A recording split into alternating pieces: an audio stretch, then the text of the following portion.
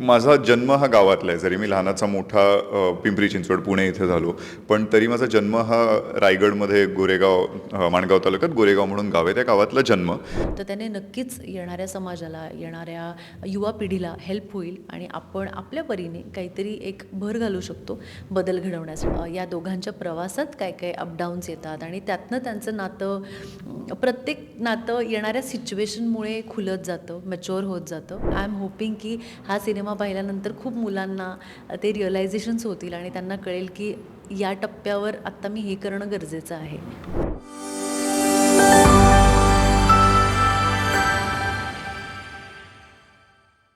गाव बोलतो मराठी सिनेमा हा प्रेक्षकांच्या भेटीला 7 मार्चला येतोय आणि या चित्रपटातील मुख्य भूमिका, मेन स्टारकास्ट भूषण प्रधान आणि गौरी नलावडे आपल्यासोबत आहेत.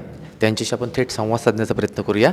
लेट्स मराठीमध्ये तुमच्या दोघांचं पहिले प्रथमचा स्वागत करतो मी. Thank you so much. थँक्यू. गाव बोलवतो ही जे नाव आहे चित्रपट अतिशय वेगळं आहे. ही टॅगलाईन कशी वाटते तुम्हाला?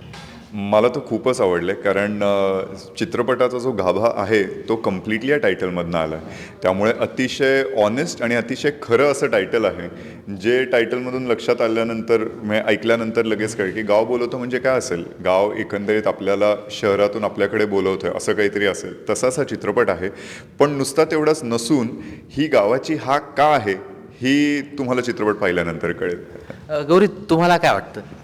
सेम, मला असं वाटतं की अत्यंत साजेसं असं नाव आहे आमच्या चित्रपटाचं आणि तेवढंच आहे.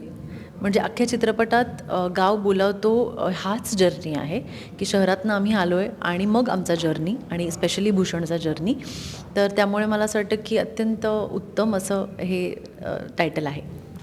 आपण आत्तापर्यंत बघितलं अनेक जे कलाकार असतात, म्हणजे हिंदी चित्रपटसृष्टी घ्या किंवा मराठी घ्या, प्रत्येकाला लॅविश जे काहीतरी हटके पाहिजे, परदेशात शूटिंग केली पाहिजे.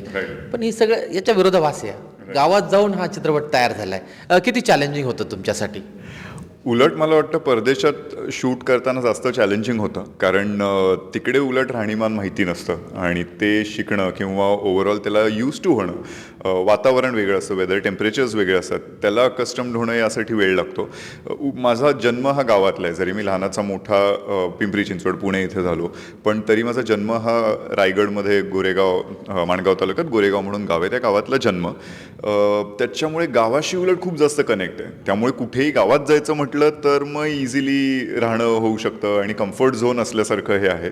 त्यामुळे शूटिंगला सुद्धा तोच कम्फर्ट असतो आणि मजा येते. गावाकडचं असल्यानंतर मला वाटतं आम्ही कलाकारही खूप एन्जॉय करतो, कारण खरं राहणं असतं, खरं उत्कृष्ट असं पौष्टिक असं जेवण मिळतं. सर्वात महत्त्वाची शुद्ध हवा. शुद्ध हवा मिळते खरंच, जी आत्ता एक आपल्या शहरांमधनं नाहीशीच होत चालली आहे. त्यामुळे मजा असते शूट करताना गावी. तुमचा काय अनुभव? मला पण मजा आली, कारण जसं हा म्हणला तसं की तिथे गेल्यावर आपोआप 9 वाजता आपली बॅटरी डाऊन होते, 10ला झोपावं असं वाटतं आणि मला लवकर झोपायला, वेळेत झोपायला खूप आवडतं. त्यात तिथे इतकं शुद्ध सगळं असल्या कारणाने शांत झोप लागते. काहीही आवाज नाही, आपल्याकडे गाड्या बिड्या एवढे आवाज असतात, तिथे काहीही आवाज नाही आणि सकाळी आपोआप जाग येते, काही अलार्म लावायची गरज लागत नाही. आणि अर्थात शूटिंगच्या वेळेला इतकं आरामदायी जीवन नसतं, तिथे हेक्टिक असतं, काम चालू आहे किंवा काय, पण त्यातसुद्धा सुखावणारी गोष्ट ही आहे की घरचं जेवण मिळणं, भाकरी, झुणका आणि ह्या सगळ्या झुणका आणि ह्या सगळ्या गोष्टी आम्हाला सगळ्या असं छान रिलॅक्सिंग पॉईंट हाच होता की एकत्र जेवण करणं किंवा तिकडच्या लोकल लोकांबरोबर काम करणं. तिथे आमच्या सिनेमात बरेच कलाकार तिथलेच आहेत, त्यामुळे ती एक मजा वेगळीच होती. त्यामुळे एक अनुभव म्हणून खूपच चांगला होता. सेटवरती सर्व आता काम करत असताना काही वेगवेगळे अनुभव आले असतील. शेतीच्या संदर्भात शेतात जात असताना किंवा येताना काही वेगळा अनुभव सांगता येईल? वेगळा असा अनुभव नाही. मी माझ्या गावी बऱ्याचदा गेले आणि मी शेत पाहिलेलं आहे, मी सारवलेलं आहे शेणाने. त्यामुळे मला हे अनुभव किंवा मला हे काही नवीन नाही आहे की बापरे पहिल्यांदा गाव बघते किंवा गावातलं काहीतरी अनुभवते. माझ्यासाठी फक्त एक असं होतं की किती छान हे लोकं त्यांच्या आयुष्यात सुखी असतात आणि आपण इथे आपल्याकडे खरं तर सोयी खूप आहेत, पण या असूनसुद्धा आपण प्रत्येक वेळेला काहीतरी नवीन शोधत असतो की मला आता हे पाहिजे, हे झालं आता हे पाहिजे. ते लोकं कंटेंट आहेत, जे आहे ते छान आहे, काम करतात, घरी येतात, आपल्या मुलांबरोबर वेळ घालवतात. त्यामुळे मला ते एक नेहमीच अप्रूप वाटतं त्यांचं. हा सिनेमा स्वीकारताना नेमका असा कोणता टर्निंग पॉईंट होता की ज्यामुळे निर्णय घेतला नाही आपल्याला हा सिनेमा करायचा आहे?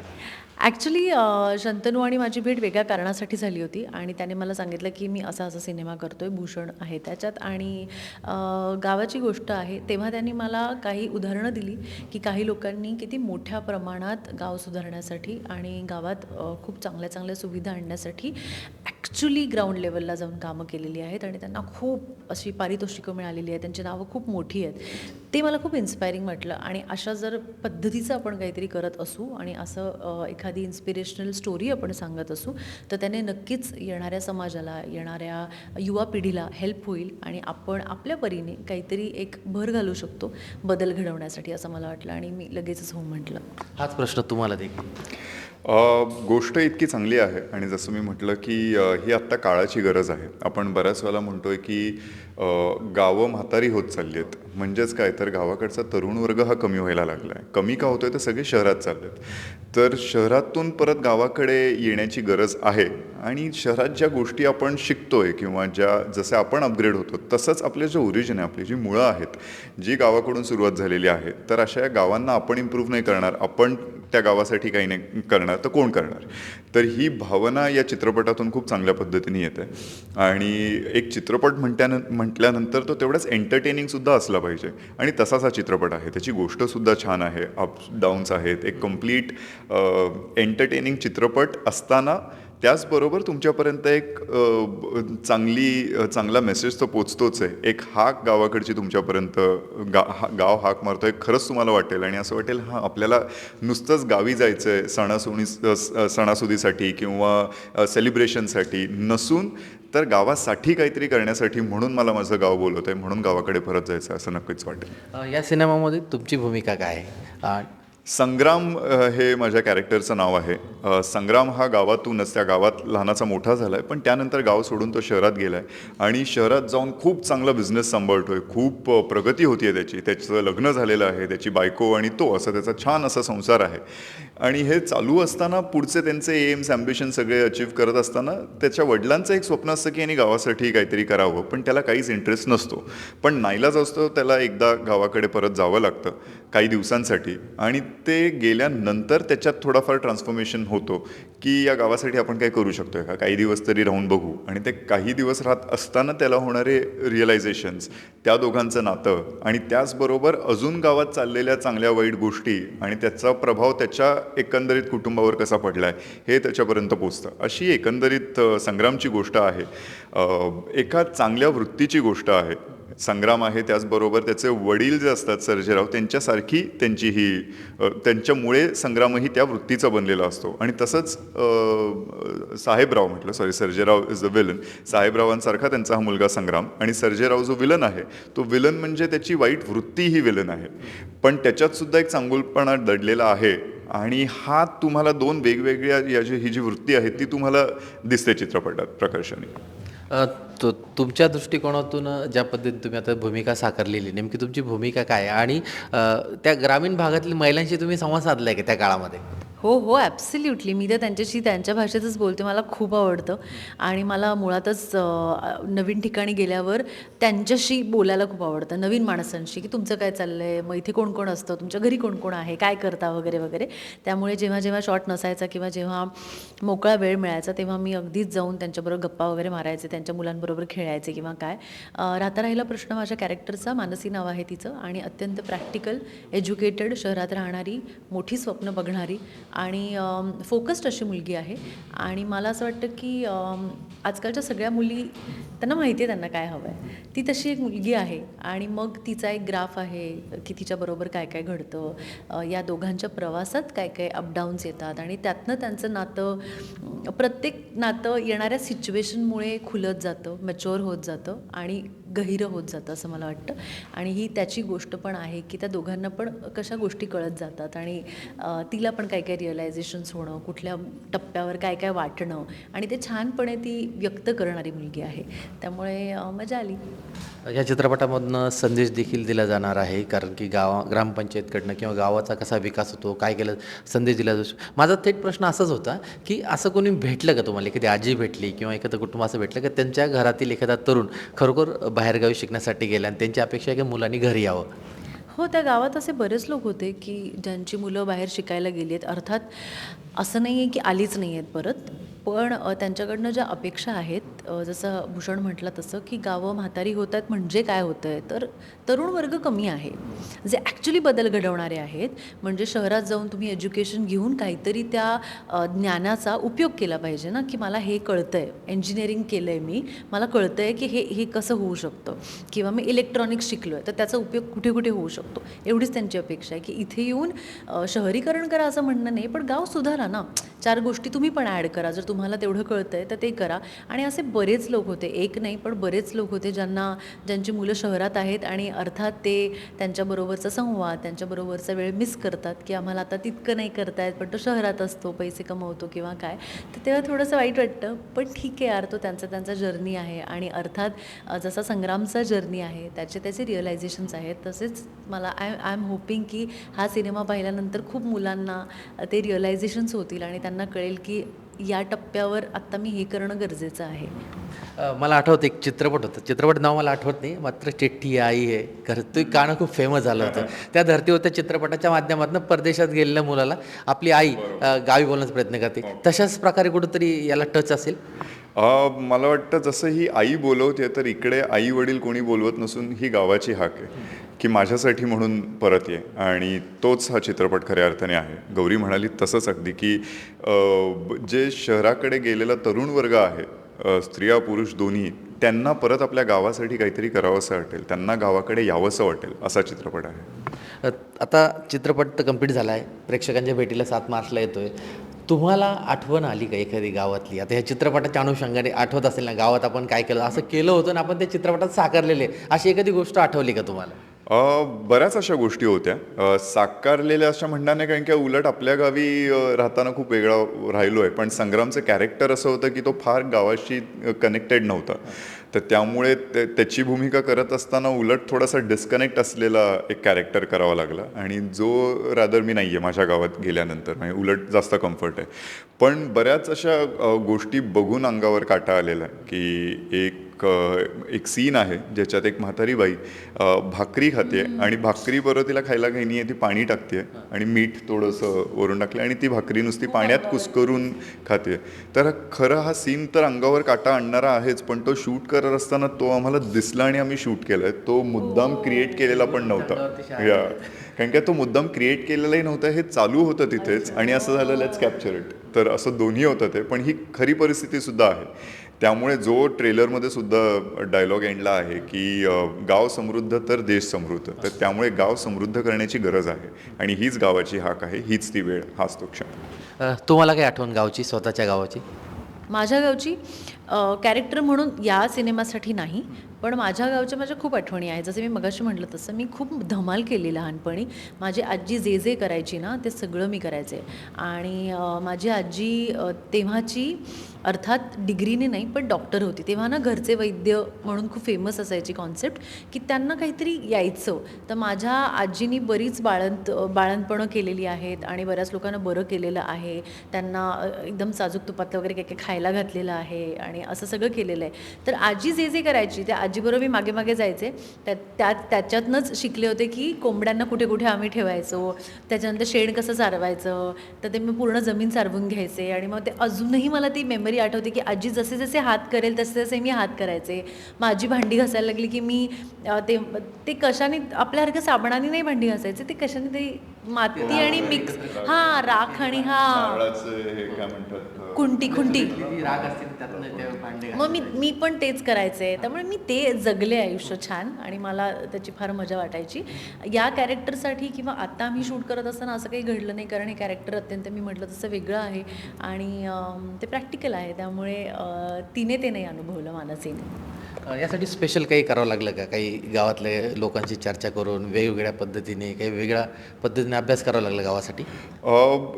एक कॅरेक्टरच्या याने नाही, पण बऱ्यापैकी जी गोष्ट आम्ही गावात दाखवतोय आणि ज्यानी सुधारणासुद्धा घडलेल्या आहेत तशी खरीच गावंसुद्धा आहेत. स्मार्ट विलेज हे जो त्याच्यात एक इन्क्लूड केलेलं आहे तसं खरीच गावं आहेत आणि त्या गावांना आम्ही व्हिजिट केलं. त्यामुळे आज एखादं स्वप्न दाखवताना ते नुसतं स्वप्न नसून ते साकारलेली स्वप्न आहेत. लोकांनी तशी गावं बनवलेली आहेत आणि ते तुम्ही कसं बनवू शकता हे या चित्रपटातून दिसतं. तर त्यासाठी म्हणूनच त्या गावातल्या सरपंचांशी भेट घालून दिली होती. त्यांचा थॉट कसा आहे, कारण का हा एकंदरीत त्याच्यात कॅरेक्टर डेव्हलप करण्यासाठी खूप महत्त्वाचं होतं.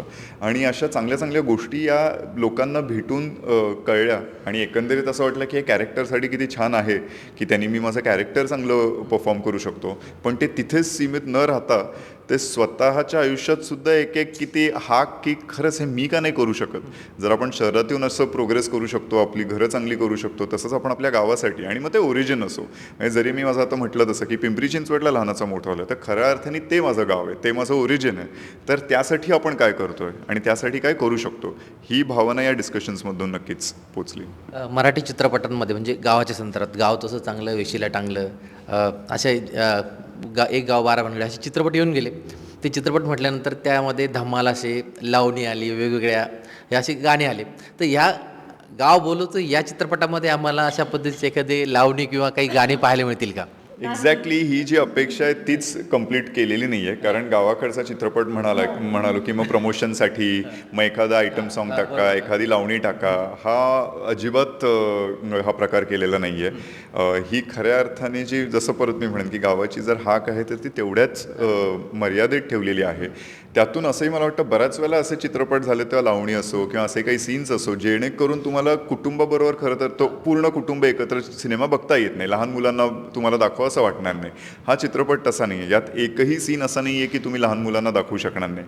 उलट मला वाटतं हा चित्रपट नक्कीच आज थिएटरमध्ये सिनेमागृहात जाऊन सगळ्यांनी बघावा, पण त्यानंतर हा शाळांमध्ये सुद्धा दाखवायला आवडेल. आणि त्याच्यात कोणताही असा सीन आहे की अरे हा सीन आहे तर त्यामुळे आता शाळेतल्या मुलांना कसा दाखवणार, असा हा चित्रपट नाही आहे. हेच याचं वैशिष्ट्य आहे की एक कमर्शियल व्हॅल्यू ॲड करण्यासाठी म्हणून गाणी टाकली, कमर्शियल व्हॅल्यू ॲड करण्यासाठी म्हणून काहीतरी सीन्स टाकले, असं नसून गावाची हाक तुमच्यापर्यंत पोहोचवण्याचा प्रयत्न आहे.